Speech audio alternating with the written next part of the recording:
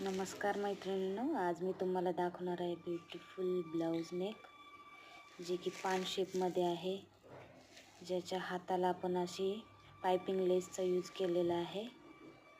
हे बघा, खूप सुंदर दिसते। हे सध्या ट्रेंडिंगमध्ये आहे। हाताला काही आपण डिझाईन नसेल करत तर अशा लेस पाइपिंग लेसचा यूज करू शकतो। पान लेगसाठी आपण गोल्डन पाइपिंग नॉट्सचा यूज केला आहे। डीप नेक असल्यामुळे नॉट्स वापरले आहे। हे अशा प्रकारचे लेसचा वापर करून आपण हाताला मस्त असे